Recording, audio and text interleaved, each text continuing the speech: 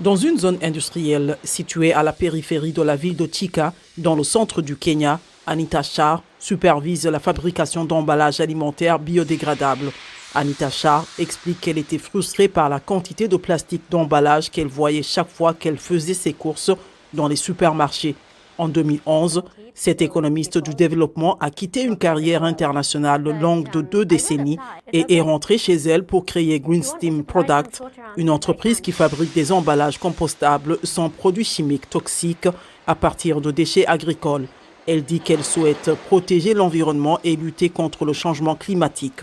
Ce que nous voulons essentiellement, c'est d'éliminer le plastique du système alimentaire dans la mesure du possible, afin d'éliminer la question de la production de plastique et des combustibles fossiles utilisés dans la production de plastique, ainsi que les émissions de CO2 résultant du processus de fabrication du plastique et de sa combustion et de son élimination dans les décharges.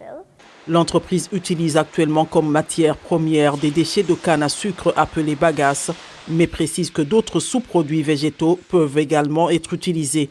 La bagasse est réduite en bouillie, qui est ensuite pressée dans les formes souhaitées avant d'être découpée et pulvérisée, avec un solvant biosourcé, imperméable et séché. Le résultat est une gamme d'emballages biodégradables qui sont une bonne alternative au plastique. Même chez moi, je n'aime pas le plastique parce que ce qu'on obtient après l'avoir jeté dans l'environnement n'est pas bon. Mais ce que nous fabriquons maintenant, même si vous le jetez dans la ferme, il pourrira au bout de quelques mois. Selon les Nations Unies, le monde produit environ 430 millions de tonnes de plastique chaque année, mais moins de 9% de cette quantité est recyclée.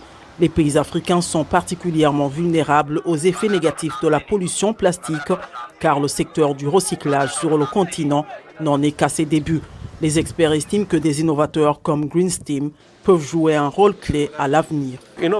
L'innovation et l'innovation technologique sont vraiment, je dirais, l'élément principal qui permettra au XXIe siècle de perturber les entreprises du XXe siècle et aboutir à une planète beaucoup plus propre et à davantage d'emplois. Green Steam indique qu'elle produit actuellement 100 000 pièces d'emballage par mois et qu'elle est en train d'installer de nouvelles machines qui permettront de passer à 2,4 millions de pièces par mois. Les produits Green Steam sont légèrement plus chers que les produits en plastique, mais 2 fois moins chers que les produits importés.